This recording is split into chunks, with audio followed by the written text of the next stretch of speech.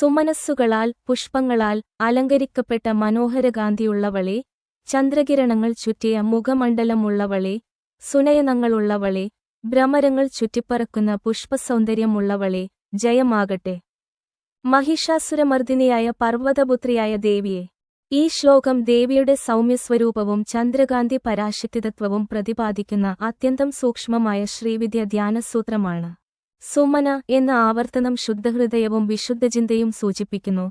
സാധകൻ മനസ്സിനെ പുഷ്പമാക്കി സമർപ്പിക്കുമ്പോൾ ദേവി സുമനോഹര കാന്തിയായി അന്തർഹൃദയത്തിൽ ഉദിക്കുന്നു. രജനികര വക്ത്രവ്രതെ. ദേവിയുടെ മുഖം ചന്ദ്രപ്രകാശം പോലെ ശാന്തവും ശീതളവുമാണെന്നതിലൂടെ ചിത്തശുദ്ധിയുടെ അവസ്ഥയെ സൂചിപ്പിക്കുന്നു. ഇത് മനസ്സിന്റെ ശാന്താവസ്ഥയായ ധ്യാനത്തിലെ ചന്ദ്രനാഡി ഇടാനാഡി സജീവീകരണവുമായി ബന്ധിപ്പിക്കുന്നു. സുനയന ജ്ഞാനദൃഷ്ടിയെ. ഭ്രമര ചഞ്ചലമായ മനസ്സിന്റെ ചിന്തകളെ സൂചിപ്പിക്കുന്നു. ഭ്രമരങ്ങൾ പുഷ്പത്തിൽ ലയിക്കുന്നതുപോലെ ചിന്തകൾ ദേവിയുടെ ചൈതന്യത്തിൽ ലയിക്കുന്നു.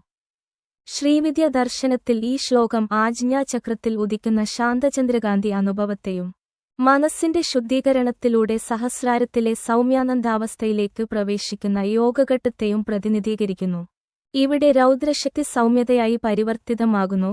സംഹാരശക്തി കരുണാശക്തിയായി ലയിക്കുന്ന പരാശക്തിയുടെ സമഗ്രസ്വരൂപം ഈ ശ്ലോകത്തിൽ സൂക്ഷ്മമായി പ്രതിഫലിക്കുന്നു.